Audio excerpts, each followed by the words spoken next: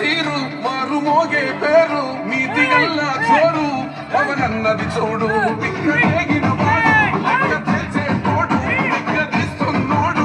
పాలకులను నేడు 10 మంది కడిపే నిండాలంటుండు నీతి అంతం కావాలంటుండు అందుకే చేస్తుండు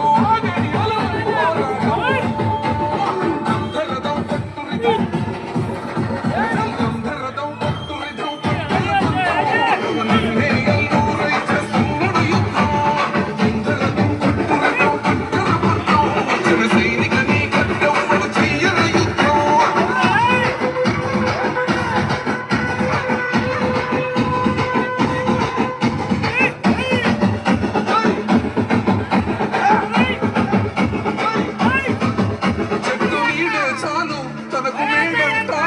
సత్తి కూడే చాలు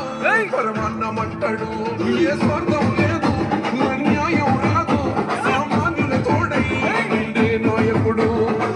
దర్శకుల కష్టం తీరాలంటుండో రైతన్నకు న్యాయం జరగాలంటుండో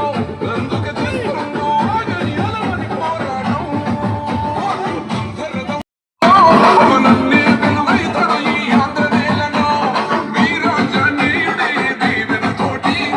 కనకాదుర్గమ్మకే బంధం పెట్టి కథన రంగానికి వారాహిని ఎక్కి కదిలిండ జనసేన చెండను పట్టి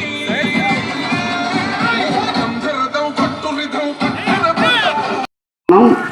కావున అందరూ కూడా ఇక్కడికి విచ్చేసి ఈ కార్యక్రమాన్ని జయప్రదం చేయవలసిందిగా కోరుచు జనసేన నాయకులు మాట్లాడవలసిందిగా కోరుచున్నాం. ప్రసాద్ గారు. అందరికీ నమస్కారం. ఈరోజు మా ఆరాధ్య దైవం, మా అధినేత, ఆంధ్రప్రదేశ్ రాష్ట్ర ఉప ముఖ్యమంత్రి వర్యులు, ఆంధ్రప్రదేశ్ రాష్ట్ర ఆపత్ బాంధవుడు, జనసేన పార్టీ అధినేత గౌరవనీయులు శ్రీ కొణిదెల పవన్ కళ్యాణ్ గారి జన్మదినోత్సవం సందర్భంగా ఈరోజు కూటమి నాయకులు నేతృత్వంలో కేక్ కటింగ్ కార్యక్రమం ప్రారంభించడం జరుగుతుంది. మన పవన్ కళ్యాణ్ గారు మొదటి నుంచి కూడా ఆయన ఆలోచన ఏంటంటే ఆంధ్రప్రదేశ్ అభివృద్ధి కోసం ఆయన ఎన్నో త్యాగాలు, నిందలు, కష్టాలు అనుభవించి ఈరోజు ఒక మంచి ప్రభుత్వాన్ని ఏర్పాటు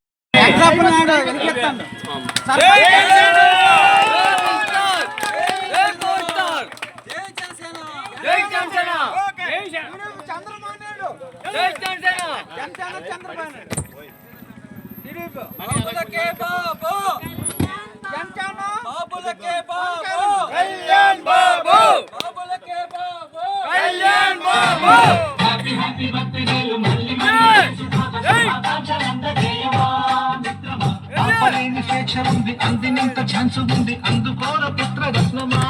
నేస్తమా జీవితానికి అర్థం ప్రేమని మరిచిపోదు మా యవ్వనమే ప్రేమ అన్నదే సర్వం కాదని చాటుతుంది మా అనుభవమే చిలిపి వయస్సు వరస తమకు తెలియద హ్యాపీ హ్యాపీ హ్యాపీ హ్యాపీ భక్తి నేను మళ్ళీ మళ్ళీ చేసుకోక శుభాకాంక్షలందజేయమా.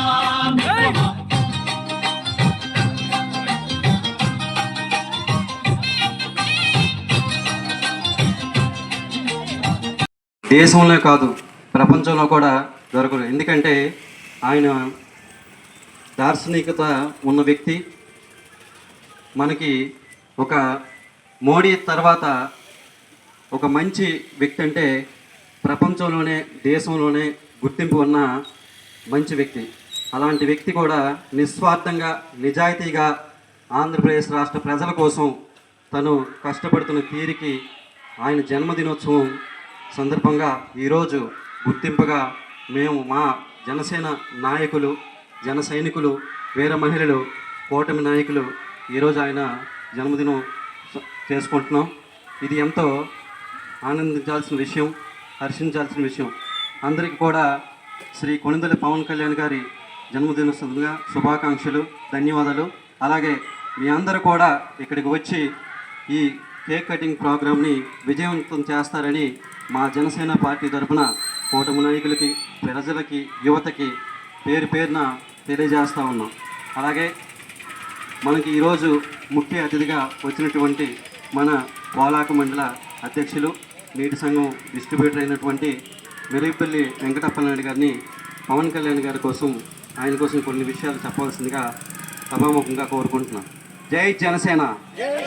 జై జనసేన, జై జనసేన.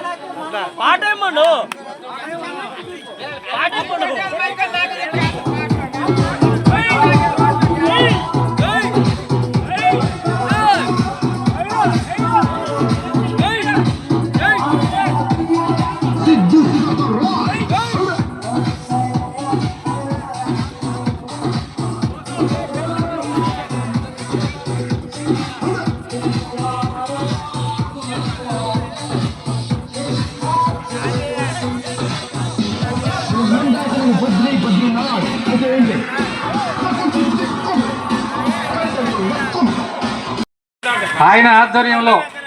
గౌరవ పవన్ కళ్యాణ్ గారి ఆధ్వర్యంలో మరి 3 పార్టీలు కలిపి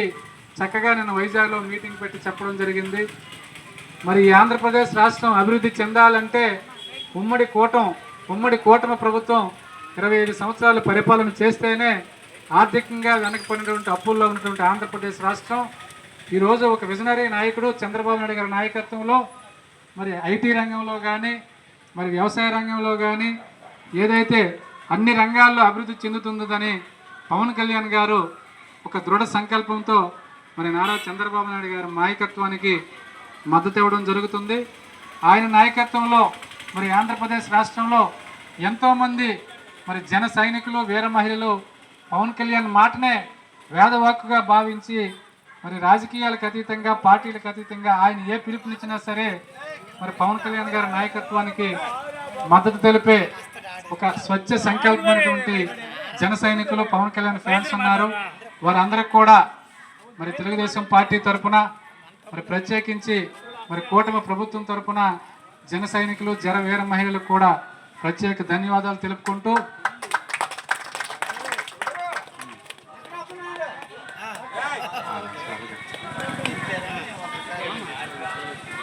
అలాగే మరి ఈ పోలాకి మండలంలో మరి జనసేన పార్టీ కూడా ఇంతింతై ఒట్టుడైనట్టు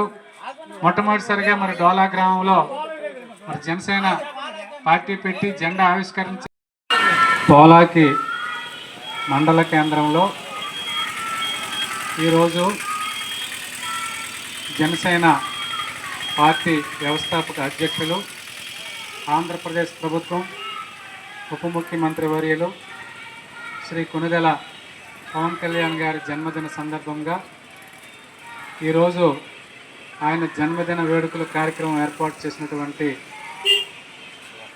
జనసేన నాయకులకు, అలాగే వీర మహిళలకు,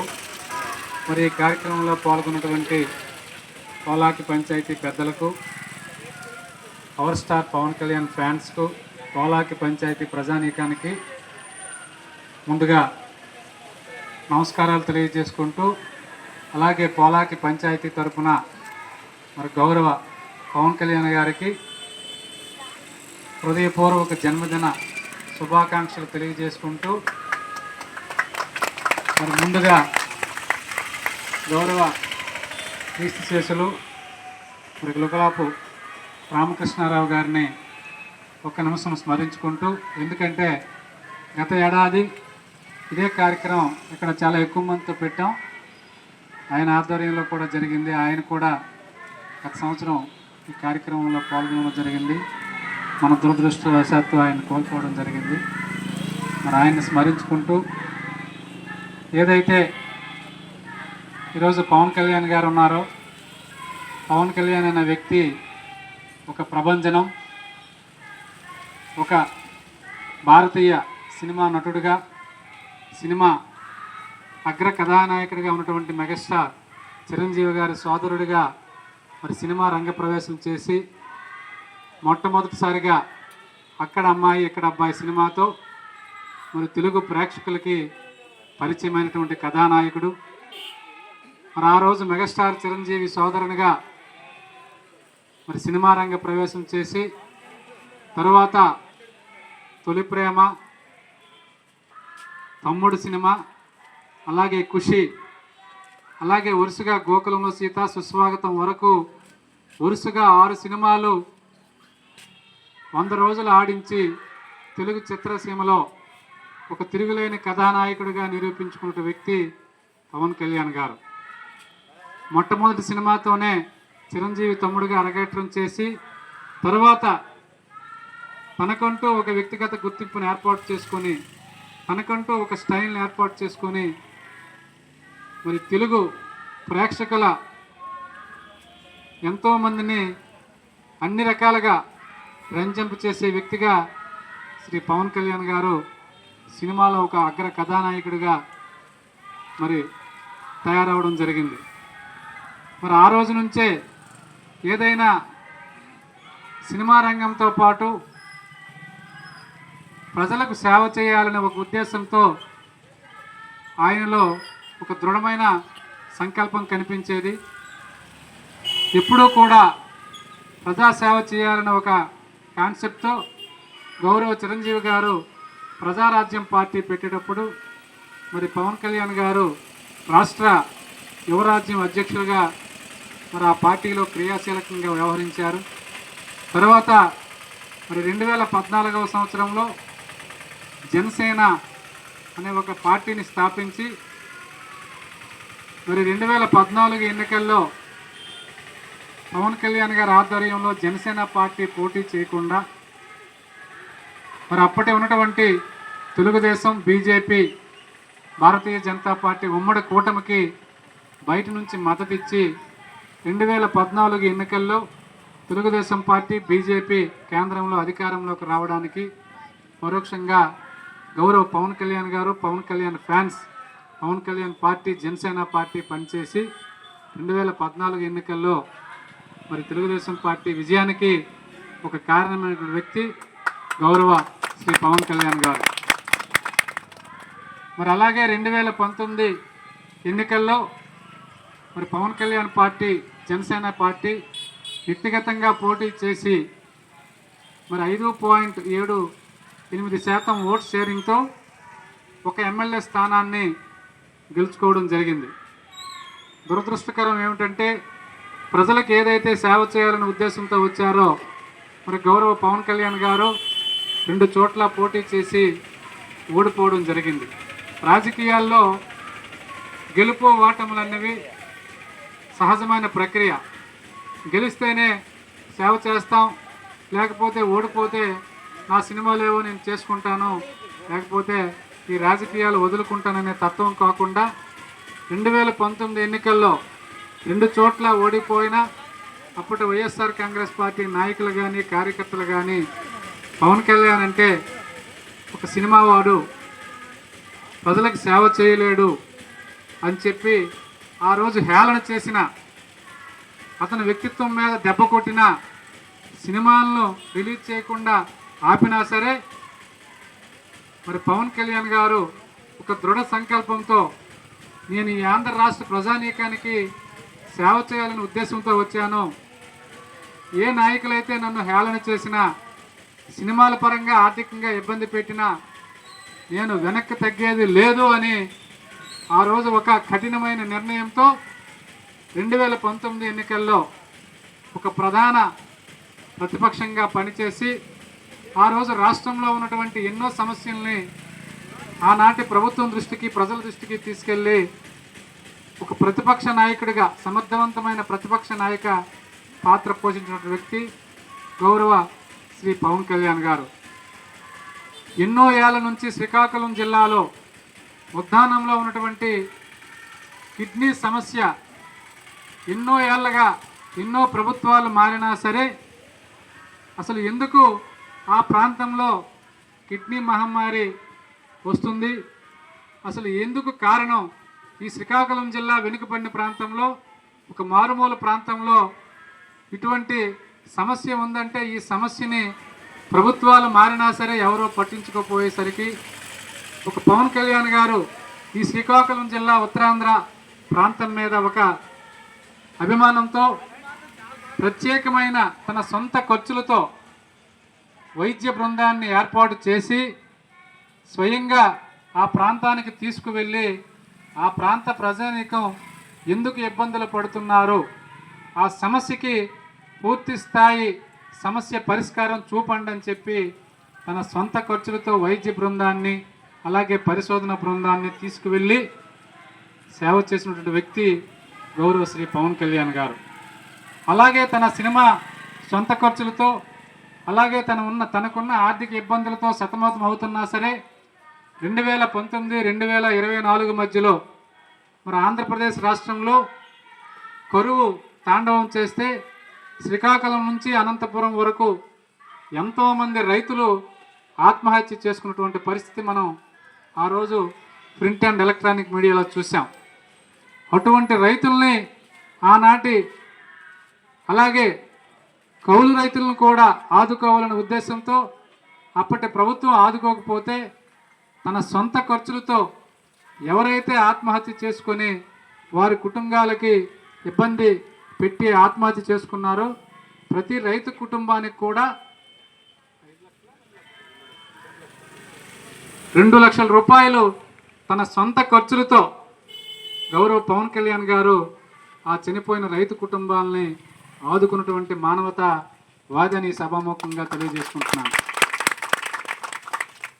మరి అలాగే సినిమా పరంగా ఆ రోజు ఒక సినిమా నాయకుడిగా ఆంధ్రప్రదేశ్ రాష్ట్రంలో వరదలు బీభత్సం సృష్టించి వరదలు వస్తే తన వంతుగా ఆంధ్రప్రదేశ్ ప్రభుత్వానికి 1 కోటి రూపాయలు అలాగే తెలంగాణ ప్రభుత్వానికి తన సొంత డబ్బు తెలంగాణ రాష్ట్రానికి 1 కోటి రూపాయలు అలాగే ఆంధ్రప్రదేశ్ రాష్ట్రానికి 1 కోటి రూపాయలు మరి ప్రజల కోసం వరదల్లో చిక్కుకున్న ప్రజలకు ప్రభుత్వానికి తన వంతు సాయం చేసినటువంటి గొప్ప మానవతావాదని సభాముఖంగా మళ్ళీ తెలియజేసుకుంటున్నాను. మరి అలాగే సినిమా ఇండస్ట్రీలో సమస్యలుంటే ఆ సమస్యలను కూడా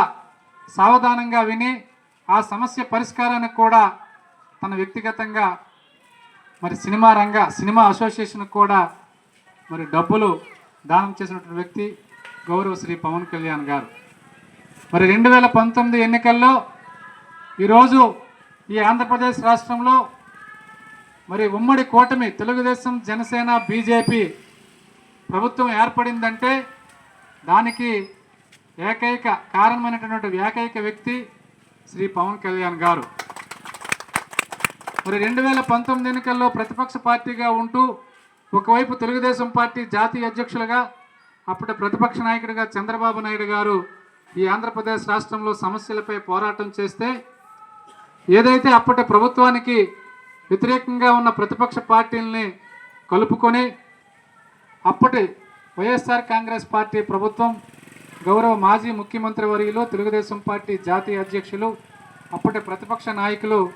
శ్రీ నారా చంద్రబాబు నాయుడు గారిని అన్యాయంగా అక్రమంగా అరెస్టు చేసి 53 రోజులు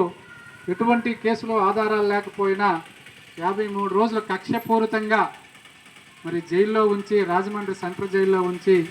నిర్బంధించి ఆయనకు ఇబ్బందులు పెట్టడం జరిగింది. ఒక సాటి ప్రతిపక్ష నాయకుడిగా శ్రీ గౌరవ పవన్ కళ్యాణ్ గారు ఆ రోజు రాజమండ్రి సెంట్రల్ జైలుకు వెళ్ళి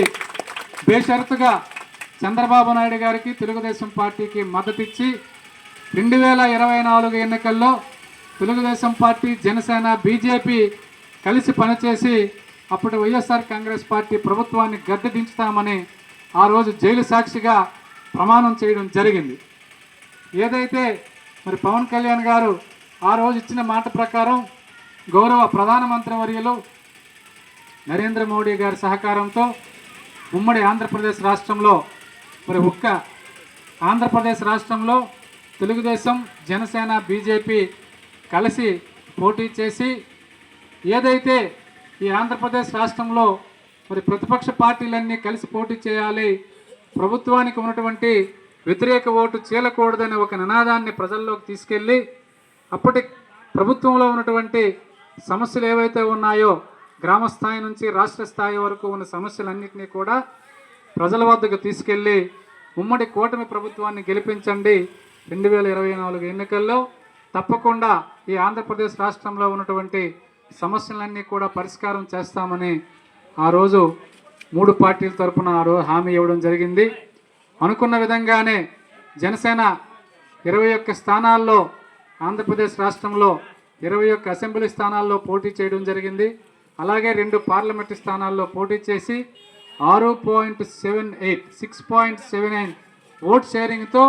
21 స్థానాలకు పోటీ చేస్తే 21 స్థానాలు అసెంబ్లీ స్థానాలు గెలుచుకోవడం, అలాగే 2 పార్లమెంటు స్థానాలు కూడా గెలుచుకోవడం, ఒక ప్రాంతీయ పార్టీగా ఆవిర్భవించి